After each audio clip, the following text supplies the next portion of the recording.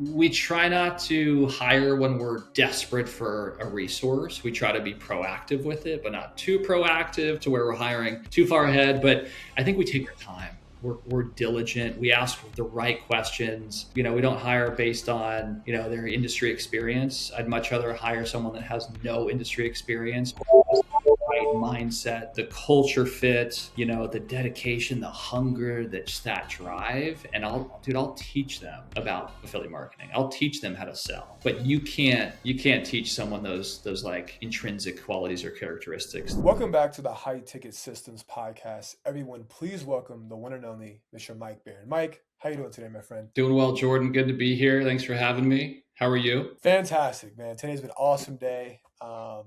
Talking to great people like yourself. Besides my dogs pissing me off, life is going pretty well. Uh, but for those of us that aren't familiar with the name yet or don't recognize the brand, can you please tell us at a very high level kind of what you do and who you guys serve? Yeah. Icon Digital Media. We're an affiliate marketing and management agency. That's all we do is affiliate and creator marketing. We partner with D2C brands and Amazon brands to really scale the channel. Gotcha. Now, for those of us out there like me that aren't really familiar with like affiliate marketing on the D2C side of businesses, can you Yeah. kind of explain what that might be or what that might look like? Yeah, I mean, affiliate marketing, has been around for a long time, long time, well over 20, 30 years. And it's a performance marketing channel where essentially, D2C brands, and it also is very much the same on the Amazon side of things. So D2C, whether you're a D2C brand or an Amazon brand, you're basically like, I always like to explain affiliates to brands is like, think of affiliates as your outside e-commerce sales team that is working on a commission only pay or fee structure, right? So you have affiliates or traffic sources or publishers, creators. There's all sorts of interchangeable names. And these traffic sources, whether it be BuzzFeed or GQ or Wirecutter or Capital One Shopping or Honey or Rakuten Rewards or whatever affiliate it is driving consumers to a brand's website or to a brand's Amazon store page or product page. And if that consumer purchases the product, then the affiliate or the referring traffic source earns a commission of the sale. Commissions vary anywhere from 1% per sale all the way up to 30, 40, 50%. It's really up to the brand. But it's a really, really effective way for brands to leverage a very powerful digital channel without spending a lot of money up front, hoping for results. Affiliate marketing is, very much the opposite, where brands are only spending money when the traffic converts into actual customers, actual sales and revenue. So essentially, I mean, your acquisition cost is really low then, right? Because you're only paying when someone purchases your product, right? Yeah, I mean it's usually relatively low, unless you're paying a really high commission. Then your CAC can go way up. Right. But the beautiful thing about this channel is you can control that, right? Like the commission dictates the customer acquisition costs, which impacts the ROAS.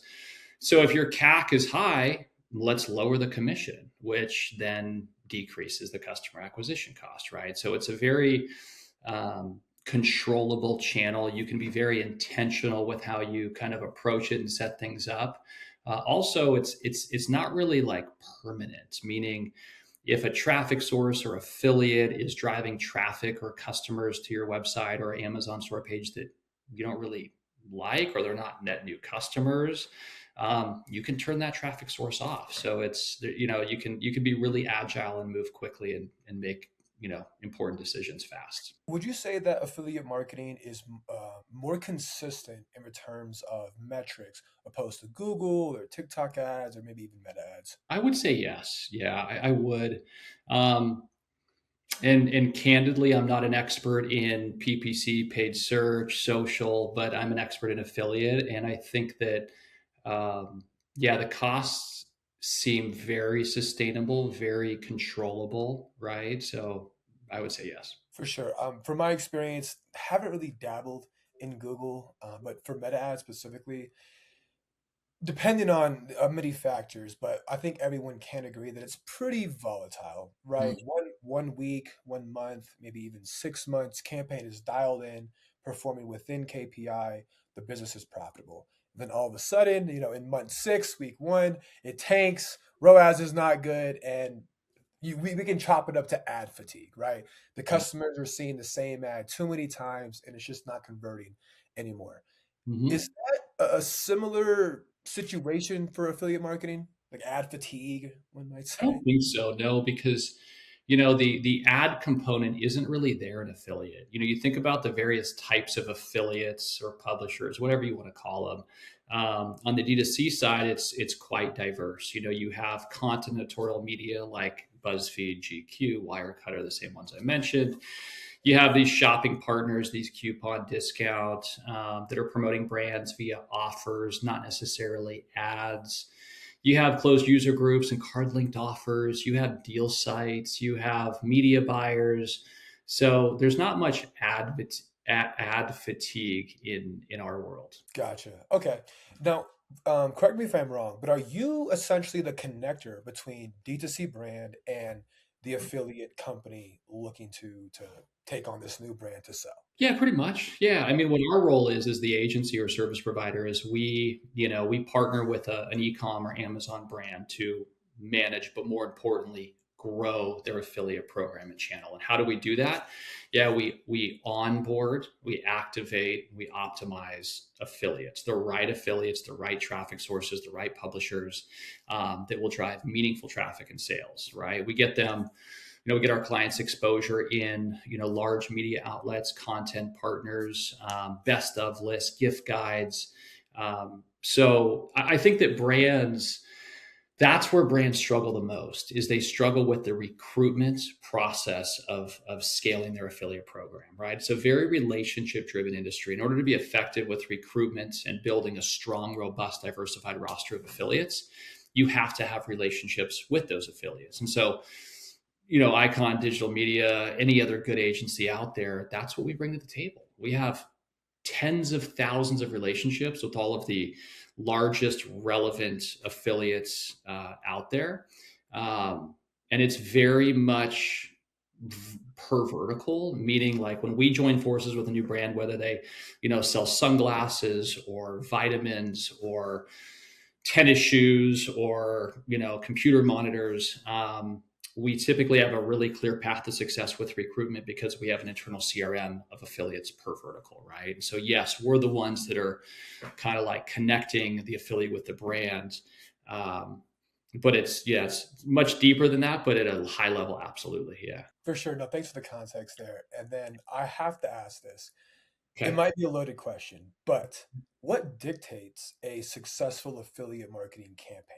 Is it matching with better brands that would promote the D2C product, or are there more technical aspects of the campaign that really create a winning affiliate marketing campaign? God, it's a little bit loaded. Yeah. Yeah. Sorry, sorry. It's great. It's great. I was There's curious. there's so many variables that can impact the performance of an affiliate program for a D2C brand or Amazon brand. Never I heard. would say first and foremost, yeah, it's about alignment with the affiliates that you're trying to partner them up on, right? That you're trying to really um, you know onboard their program. And if you're trying to recruit or activate the wrong partners, they're going to drive a bunch of traffic that's not going to convert into sales, right? That's garbage. That's bottom of funnel. That's like low quality. um, there's so many other things. You think about commission modeling, right? Making sure that you're paying appropriate or warranted commission amounts per affiliate or per affiliate type, which is a very kind of like deep long conversation. uh, text links, program structuring, reporting, data analysis, understanding what's working and what's not, and using, what's working and to do more of that and optimize better. And, there's all sorts of stuff. But yeah, hopefully that answers your question. No, for sure. Yeah, data is really important, right? I don't think it matters what. channel you're utilizing. Affiliate marketing, email, Facebook ads, Google ads, TikTok. You have to know what the hell the data is telling you, right? Yeah. It's so mind-boggling when people try to guess when it comes to scaling their company. It's like, dude, like, no, the data clearly says X is a problem. Let's tackle X and then scale up this channel over here, opposed to, oh, it might be this or it might be that. You know what I mean? Yeah, yeah. I mean, data tells a story. We use data as our north star, right? When we think about how do we make really strategic, effective decisions for client X or client Y, we always start with the data. So, I mean, I don't think that there's any other way to do it. You can't just stick your finger in the wind and be like, I think it's that. I think it's that. It's like let's do a full analysis. Let's dive deep into the data, and whatever the data tells us, let's trust that. For sure. And And I have to ask this as well because I am genuinely curious. How did you get into this field here? Like, how did you go from what you were doing before to affiliate marketing for D2C companies? Yeah, I over 10 years ago, I ended up joining a really small agency, which became a very large agency over the course of, several years. But I've always been in sales, always been a salesperson through and through, business development. That's where I feel like I thrive. I enjoy it. And so when I was looking to make a shift out of medical sales, which I was in for almost 10 years, just kind of stumbled upon this opportunity, and it was a affiliate marketing agency. I had no clue what affiliate marketing was. I'd never worked, for a marketing agency or really like any sort of service provider. Uh, but it looked like a great opportunity, and I jumped head first, and that was over 10 years ago. Uh, Left that organization over 3 years ago and spun up my own company, and it's going great. No, So for sure. In terms of scale, can you ballpark where you guys are at? Maybe headcount, ballpark revenue, if you're comfortable with that. sure. Yeah, we're upwards of 20 employees at this point. We don't outsource, so we're all U.S. based. Revenue, I'll keep close to the chest if that's cool with you. Okay.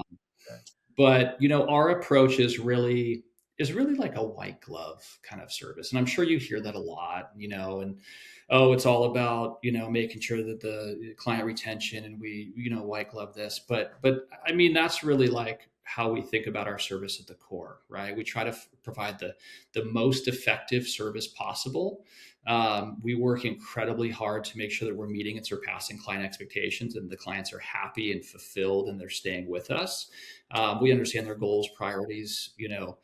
That way we can really craft like our playbook around what they do and don't want, what's really meaningful to them. And so, we're really proud of our client retention. I think that's so important. But yeah, as an organization, I mean, it's structured a little bit differently on like the D2C side for us and the Amazon side. So we kind of have two divisions of the business.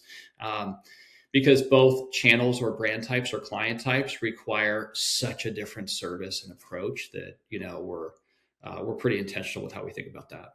You should be, excuse me, you should be really proud. I mean, to only be in business for 3 years and to have 20 employees, I feel like that's awesome, man. Seriously, you should be proud. Yeah, yeah, and I think that's an interesting way to judge like a company's success or performance. Is like, oh, I got all these employees, but I will say that we tend to operate pretty darn lean, right? 20 employees for us is like everyone is pulling their weight, everyone is wearing multiple hats. We're very thoughtful with how we kind of think about the resources that we allocate to each account, and all sorts of analysis goes into that side of the business as well. But I appreciate you saying that, man. Thanks for the compliment. Yeah, No, of course, of course. Let's see. In regarding customer retention, yeah. you on our previous phone call, you said that was a really strong pillar within the organization. Do you mind giving us like the secret sauce as to like retaining clients or when something bad happens with the client in the company, how you guys approach that, on like proactive versus reactive leadership, just things like that. Yeah, I love that. And I will start by saying, as we all know, there's things that are out of our control. A new CMO comes in, the company gets acquired. We just lost one of our biggest, best clients because they were acquired. And, it's just part of the business. So can't keep them all, but we work incredibly hard to keep as many as possible. For sure. I think it comes down to a couple like key factors. One is communication, right? Clear, transparent communication with clients, making sure that you are getting in front of them, making sure that you are Um, really understanding their ongoing goals, priorities, what they do, what they really want and what's important to them. We use all sorts of communication functions and we have specific cadences that we keep everyone accountable to. So communication is key. Um, you know, we're not a management agency, we're a growth agency. Like you can ask any employee here, they hear me say that all the time. And I'm like, I don't want to manage a client's affiliate channel. We're here to grow it, we're here to scale it, right? So by focusing on that and driving incremental revenue, meaningful sales, new customers, that's a huge factor in client retention, right? As I'm sure we can all understand. So that's key as well, is like really focusing on scaling and growing the channel for our clients. Um, and then, I mean, the other things are, I don't want to sound like a broken record, but really understanding the client's priorities. Because I've seen agencies, service providers get it wrong, where they kind of roll out the same playbook for every single brand, whether they're in, you know, home and living vertical or consumer electronics or health and wellness. That's the wrong move, right? You need to build a custom playbook and strategy based on the vertical, based on what the brand, deems most important and meaningful. So really understanding goals, priorities, and that's pretty critical to retention. Um, Hiring great people, right? People that like are aligned with our vision and can go above and beyond and are really committed. So we have a huge emphasis on company culture and employee retention, just as important as client retention, right? I don't want to lose employees because there's like our team is incredible, right? And they all deserve as many compliments as possible, and they should be compensated, accordingly. So I think that's an important thing to mention as well.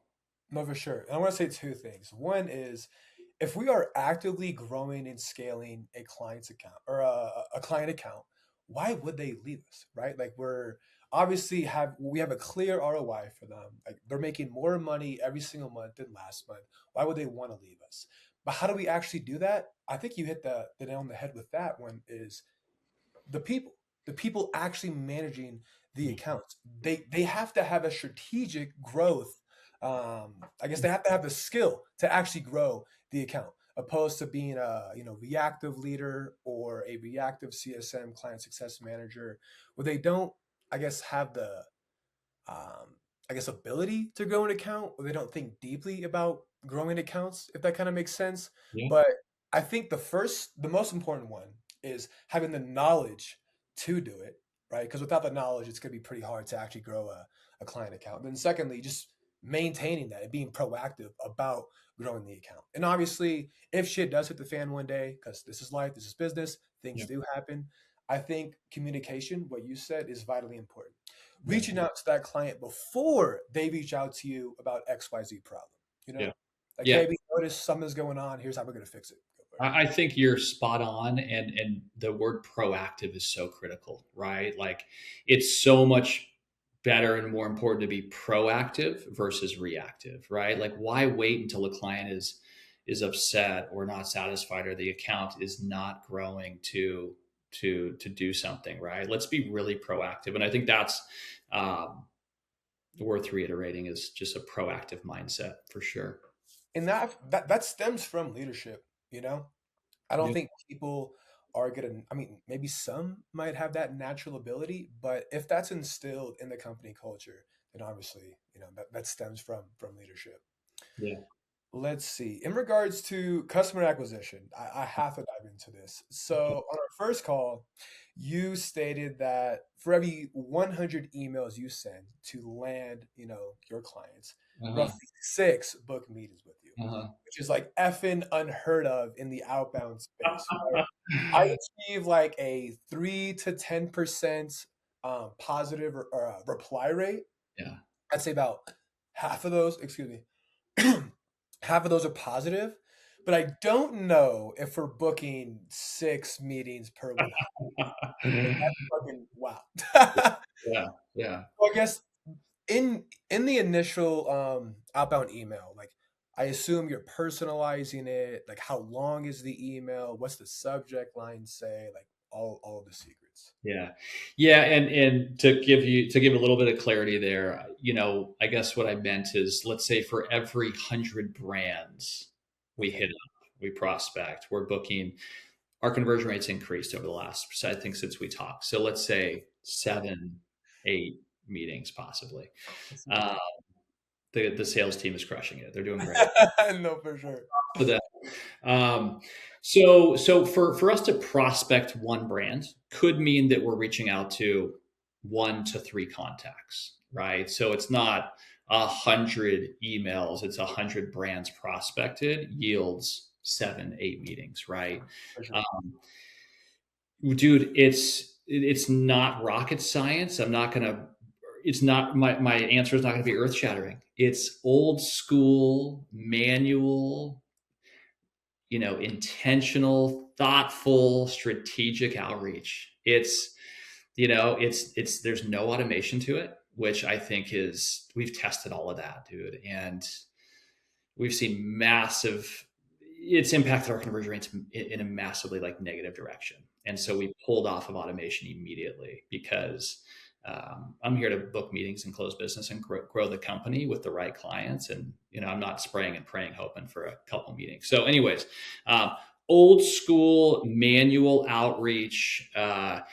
We definitely have some pretty darn effective email sequences. We're very firm and committed to our cadence, right? Of the days between, but everything is done manually. Subject lines, um, I don't know. I can pull up one if you want. I don't remember what they are, but the goal for us here's the secret. There we go. Stand out from all the BS email automation AI outreach. You, me, I mean, I get hit up 20, 30 times a day probably. And that's not even including on LinkedIn, right? And so for me as a business owner, as someone that's been in marketing for a long time and been on the sales side for a long time, within 2 seconds of looking at an email without even opening it, I can tell if it's spam, right? I can tell if it's like one of those that we just want to open. So what we've really focused on and been committed to is how can we be as authentic as possible, um, in our subject line, in our first 1 or 2 sentences, Which is important. because every single marketing executive out there is getting just as many emails as I am, and they're filing a lot of them. But for some reason, what we're using, the messaging, the subject lines, the authentic approach, is causing people to open our emails, respond, and want to chat with us. Um, so it's working well. I think that is the secret sauce, though. Like, personalize it, right? Make it authentic. And everyone, I think, does want to utilize, AI or automations probably to just make things more efficient. But the end goal is book meetings and revenue, right? It doesn't matter how you get there. Obviously, if automations are ruining metrics or making metrics go down opposed to increasing them, like throw away the freaking automations. Let's go back to old school manual approach.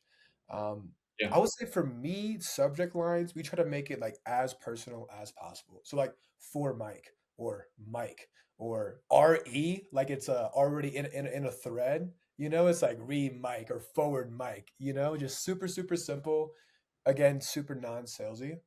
And then when it comes to the first 1 to 2 sentences, we try to use like a tension, like based hook, a problem based hook, but that is like super specific to them and their company based on like the enrichment layers that we pull from.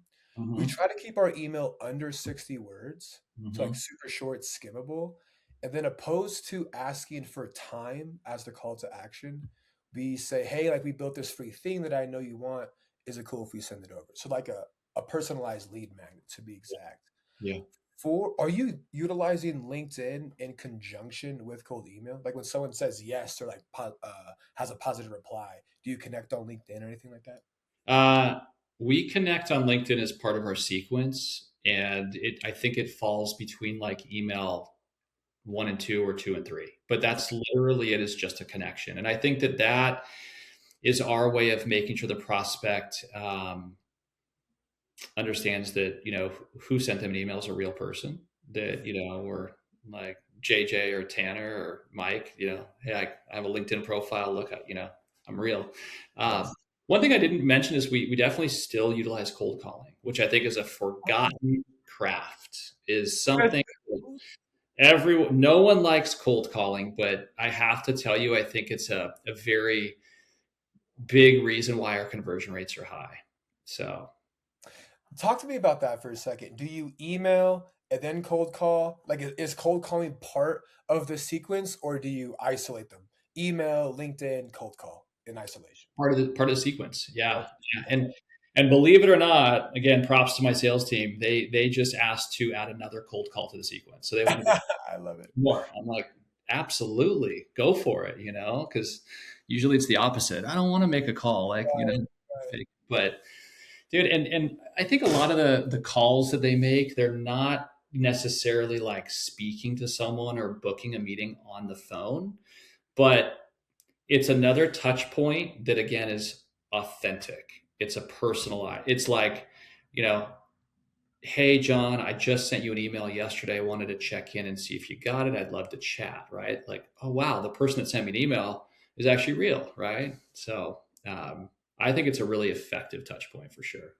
1,000,000%. And you said the word personalized or personalization. And like that, in my opinion, is how you get outbound to work.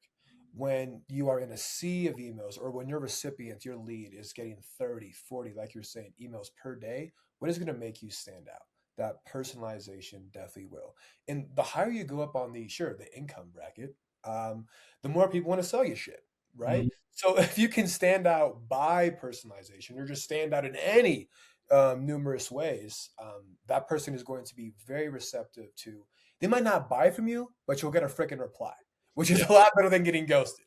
You know? I mean, I tell the team, I'm like, replies are gold, even if it's no. Like we have to, be ready to move forward on every reply and turn that into a meeting, right?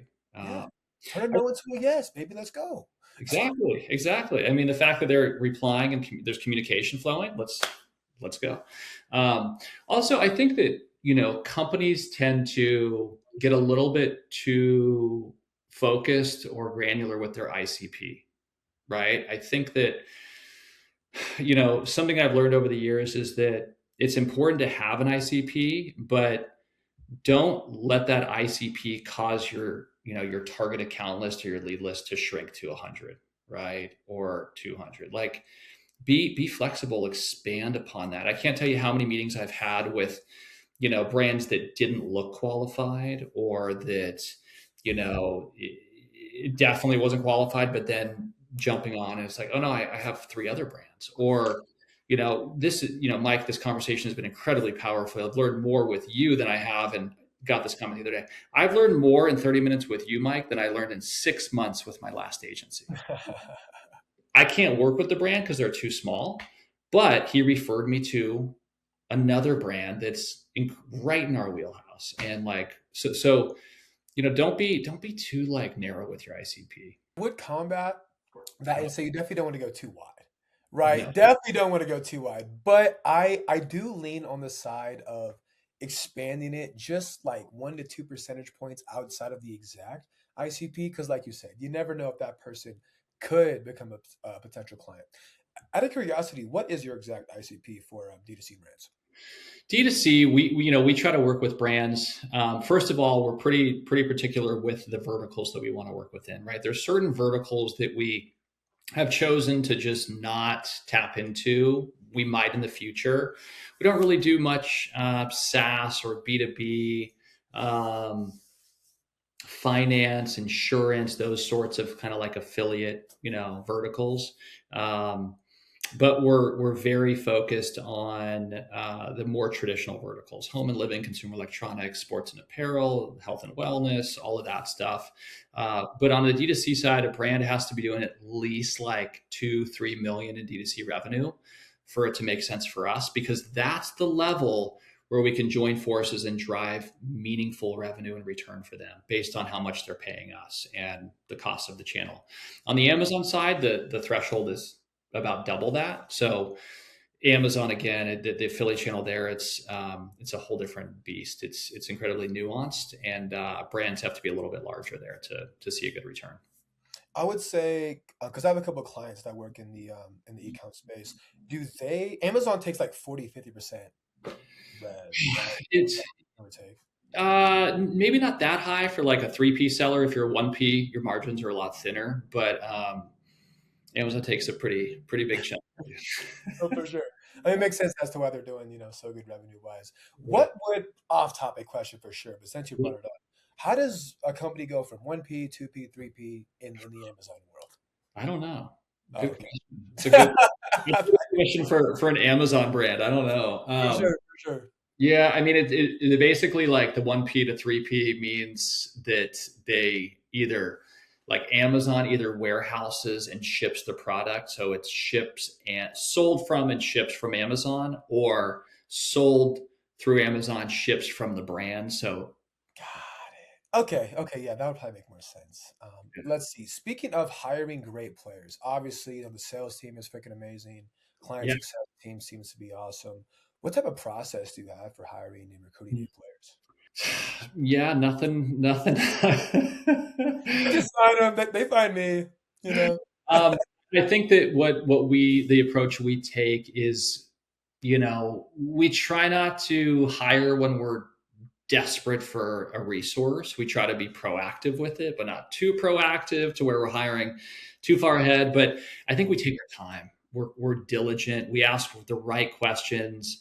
We don't look at, we don't hire based on, their industry experience. I'd much rather hire someone that has no industry experience, but has the right mindset, the culture fit. The dedication, the hunger, that drive. And I'll teach them about affiliate marketing. I'll teach them how to sell.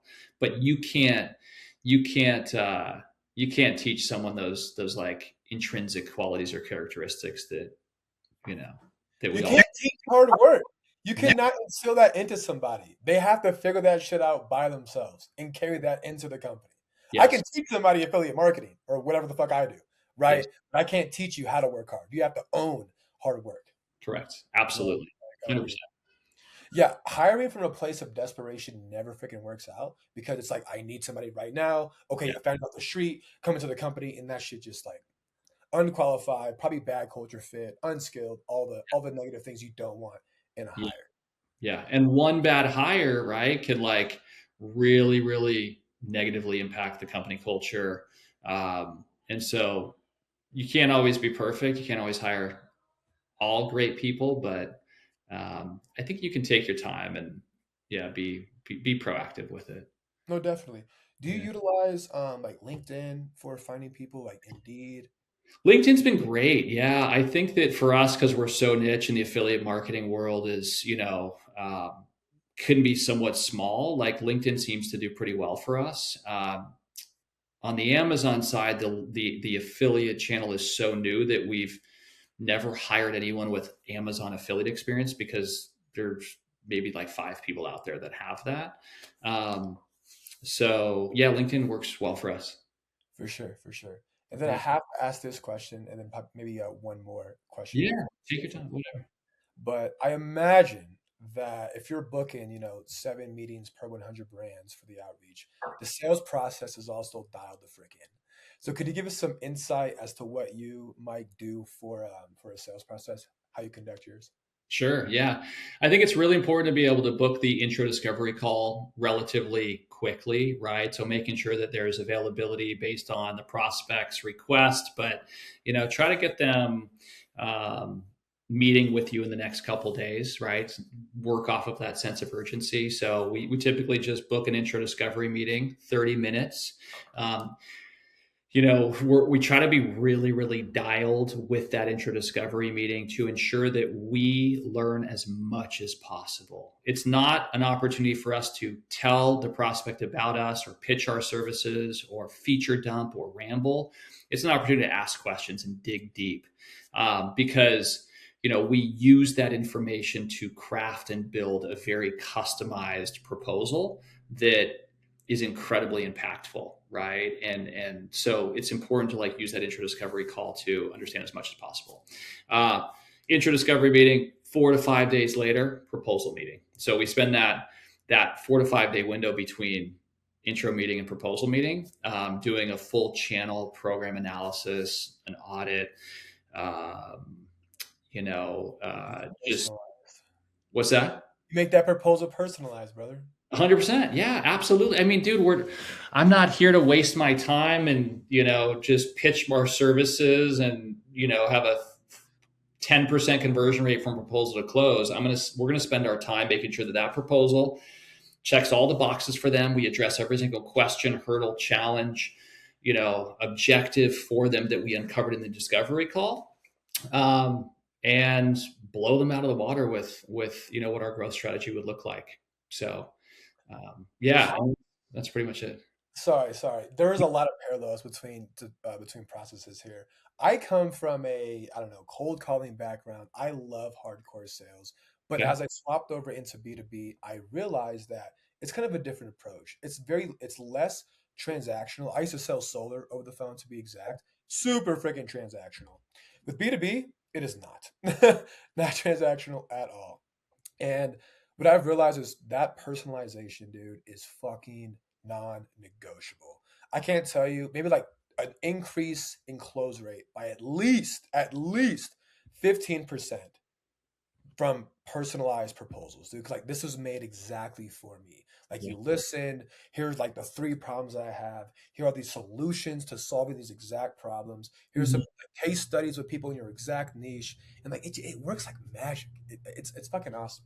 Yeah. One of the things we do in the proposal early on in the conversation is we talk about goals and missions. And we talk about, hey, based on our first chat, here's 4 or 5 goals and missions that we derive from that conversation, right? And typically those are built from the challenges they're facing or they've faced in scaling the channel, their priorities, their objectives, and so we talk through those to make sure that we're aligned on those goals and missions. And I want to make sure that we're aligned on those as soon as possible in the conversation, because that way they're like, dude, this guy listened to me. He heard me. They really want to work with us, right? And we genuinely want to work with them, right? We turn down a lot of business because it's not a good fit. It's not the right product, not the right vertical, too small, whatever it is. But when there's a brand that we want to work with, you got to put your best foot forward, right? Like, what do they say? Success is where um, opportunity meets preparation. So, Exactly. like, dude, prepare, spend time, Absolutely. Take the extra. I mean, in your case, it's 45 days. It doesn't always have to be 45 days if you're out there listening. It could just take, an extra day or two to personalize it. I'm sure, Mike, you go in really, really great detail on your proposal, which obviously, the success speaks for itself. But long Yeah. story short, if you're out there, B2B sales, customize and personalize your damn proposals. Okay. And then we'll end on this question here, Mike. Over your career in business and even in sales, what is one piece of advice you would give yourself to get to where you are today faster, if that makes any sense? Yeah, that's a good one. How would I get here faster? I mean, in hindsight, I would have done this sooner, right? Like I think that I think if you're so okay, here's my answer for anyone out there that is like, how can I get there as quickly as possible, or if I do start my own thing or venture out on my own, what's the most important thing I need to focus on or understand? It's client acquisition, it's sales, right? I think every business out there needs to build itself on a proven and effective sales process, a new client acquisition strategy. I've seen really talented people, really knowledgeable, experts in my space fail in starting an agency or their own thing because they can't figure out the sales piece.